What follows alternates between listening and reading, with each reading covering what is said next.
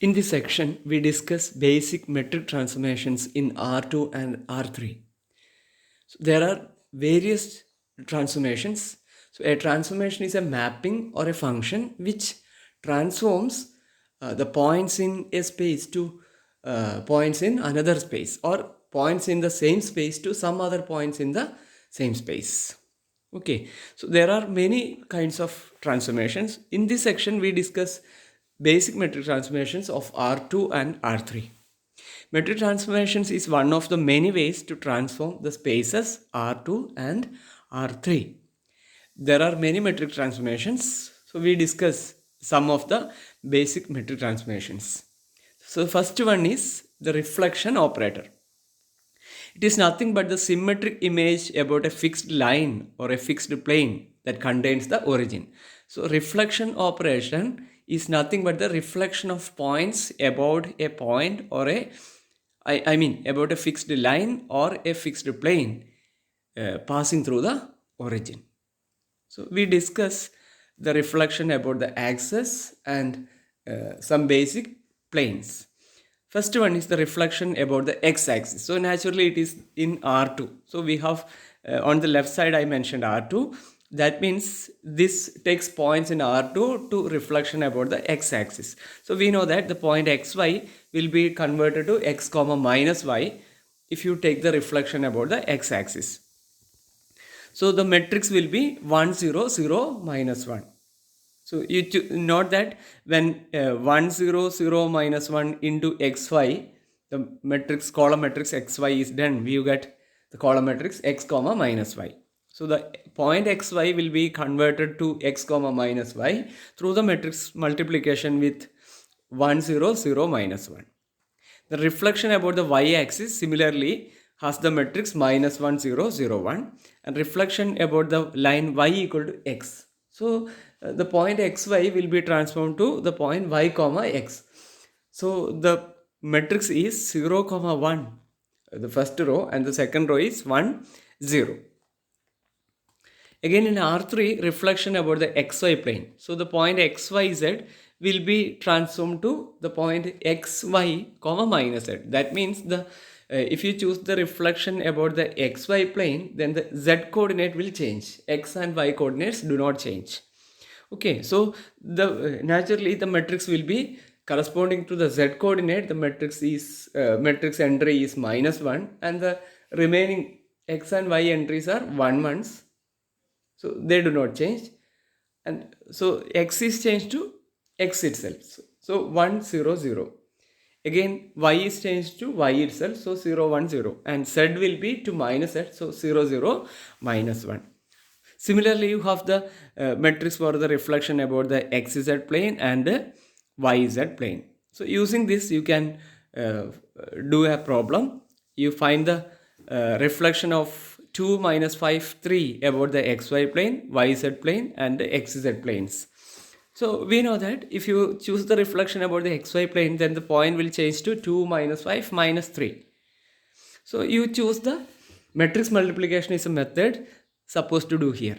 So the matrix is 1 0 0 0 1 0 0 0 minus 1, and if you multiply to 2 minus 5 3, then you get 2 minus 5 minus 3.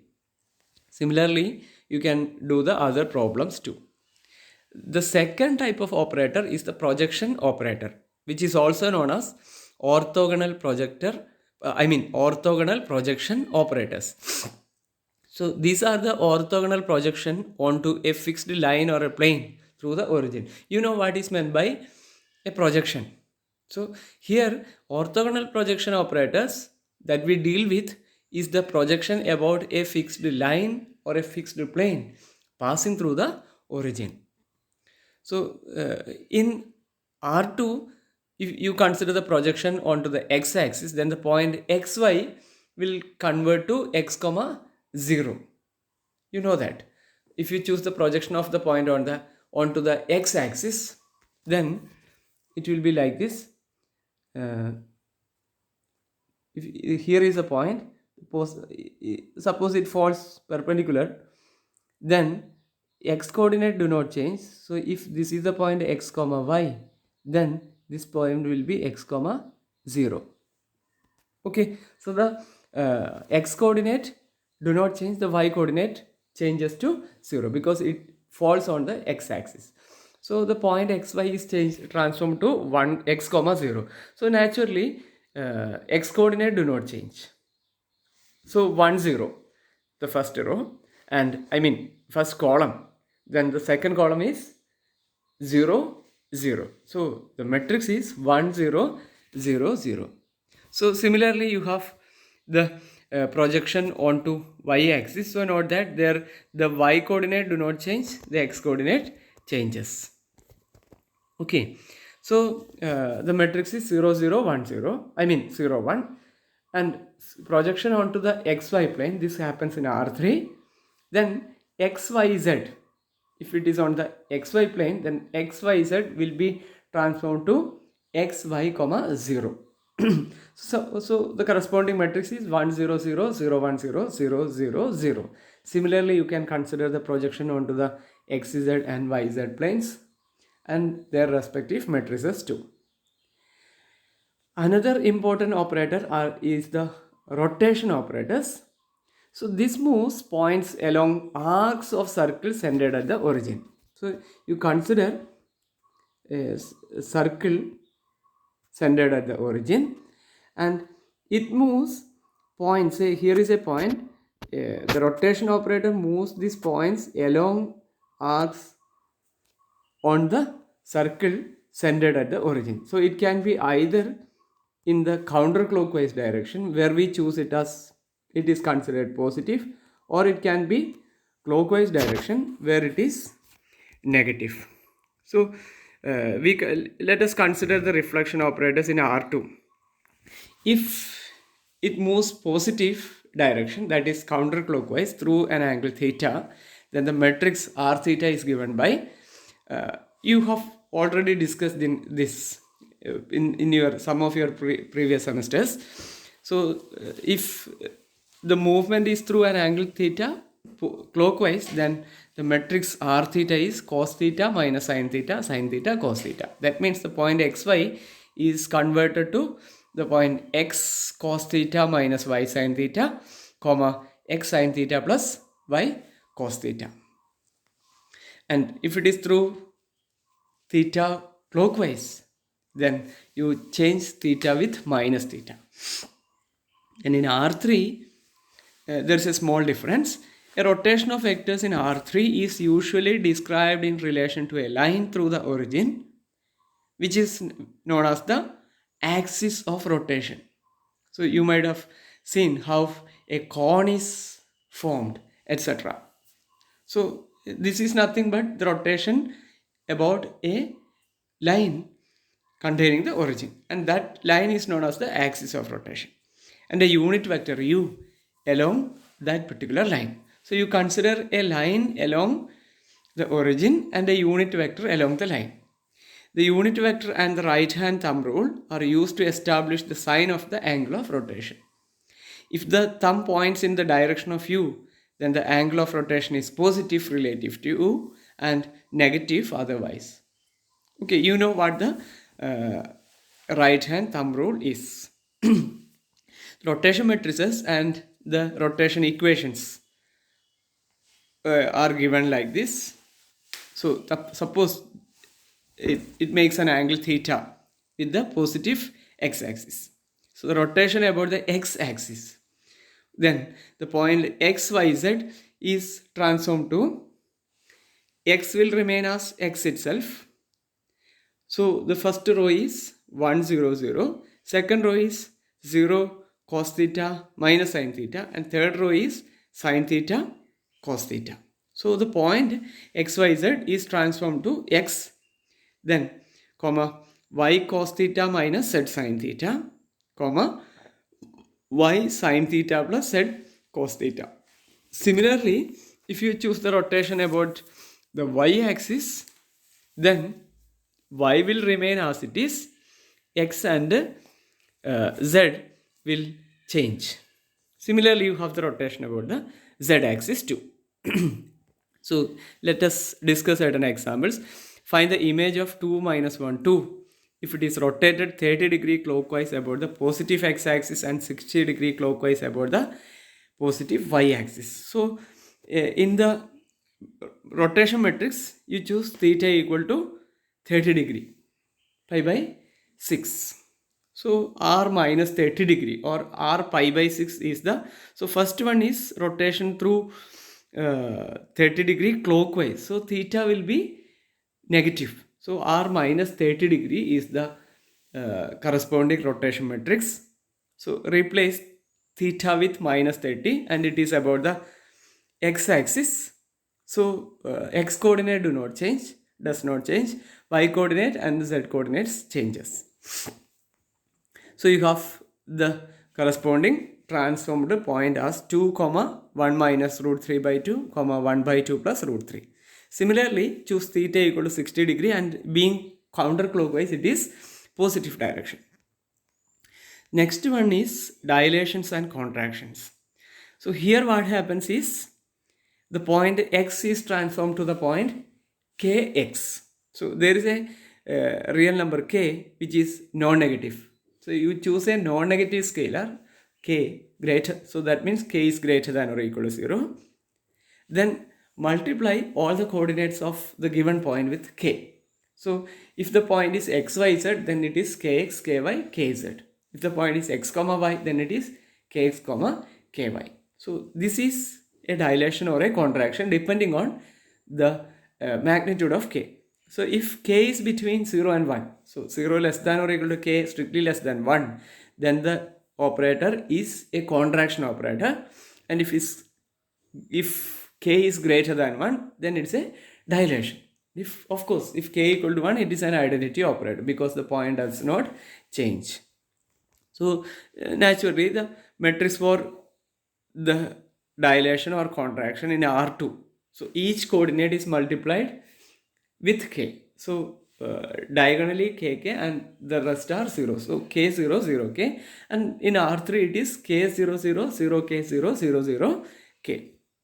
So here there is an example. So we know that minus 1, 2. If you multiply with k equal to half, then it is minus 1 by 2, 2 into 1 by 2. So minus 1 by 2, 1. So here we have to use metric multiplication. So the corresponding matrix k0, 0k is 1 by 2, 0, 0, 1 by 2. So multiply with minus 1, 2, you will get minus 1 by 2, 1. Similarly, you have the other problem too. Another one is expansions and compressions.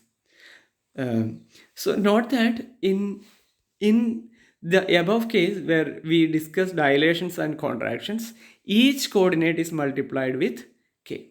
But in expansions or compressions, what happens is one of the coordinate is multiplied with a k. So if only one coordinate is multiplied by k, then it is either a compression or an expansion. So if 0 less than or equal to k less than 1, it is a contraction. Otherwise, it's an expansion. Okay. Of course, if k equal to 1, then nothing happens.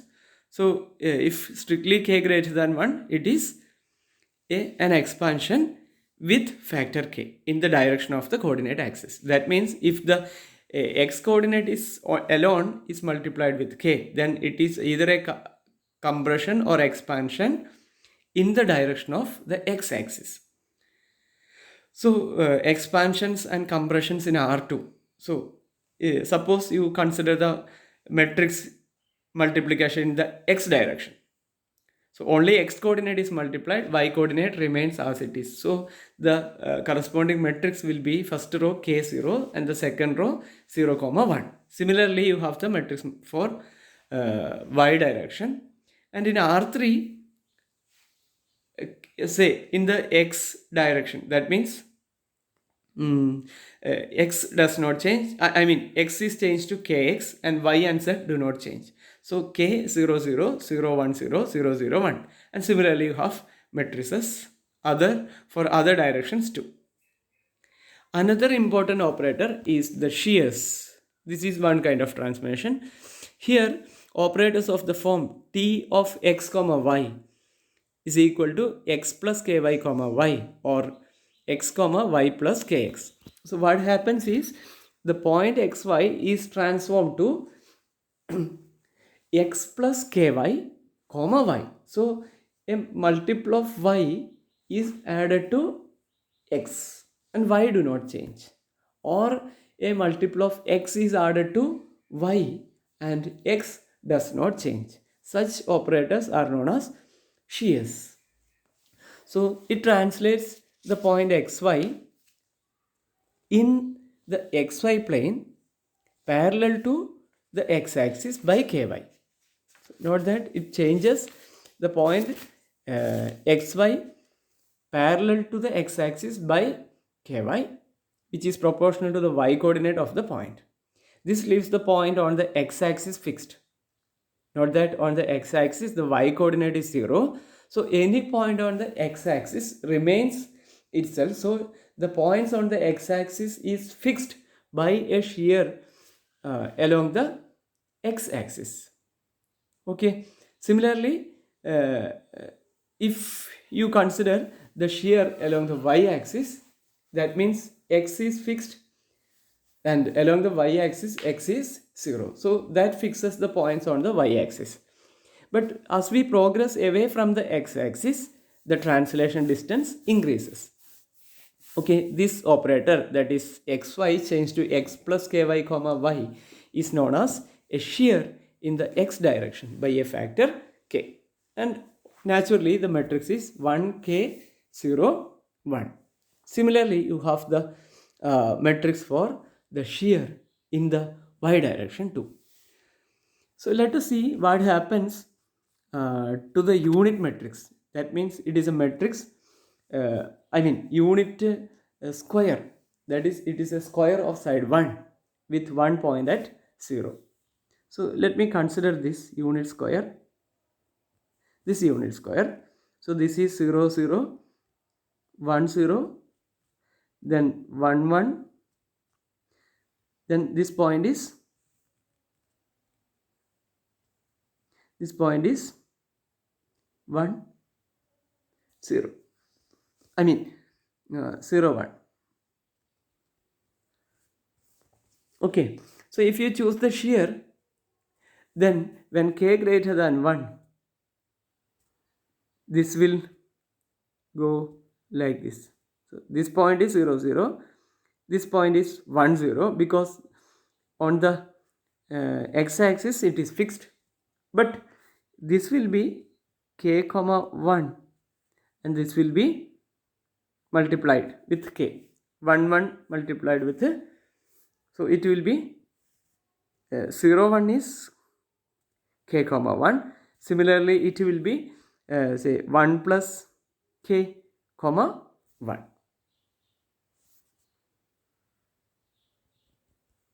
Okay, this is the case when k is greater than 1, and if k less than 1, it will be like this, depending on k.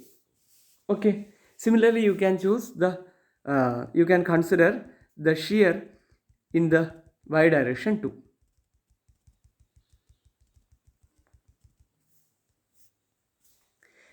Next is one of the most important operator, are the orthogonal projections onto lines through the origin. So here again it is a projection, but onto lines through the origin. Let L be a line through the origin which makes an angle theta with the positive x-axis. Then the matrix of the orthogonal projection onto the line is given by p theta equal to cos squared theta half sine 2 theta, then half sine 2 theta sine squared theta. So this matrix transforms the point x comma y into p theta into x comma y. This can be also considered as cos squared theta is, you can write it as cos squared theta itself. This is equal to cos squared theta, and sine 2 theta is 2 sine theta cos theta. So half of that is sine theta cos theta. Similarly, half sine 2 theta is sine theta cos theta and sine squared theta.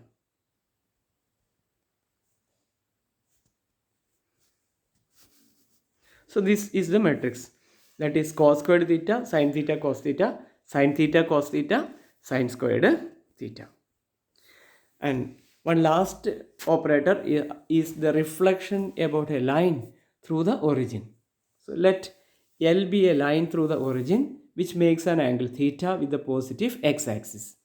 Then the matrix of the reflection operator about L is given by cos 2 theta, sin 2 theta, sin 2 theta minus cos 2 theta. This can be expanded like this. This is equal to cos 2 theta is 2 cos squared theta minus 1. Then sin 2 theta is 2 sin theta cos theta. Then sin 2 theta is 2 sin theta cos theta. And the last one is minus cos 2 theta is 2 sin squared theta minus 1. Okay.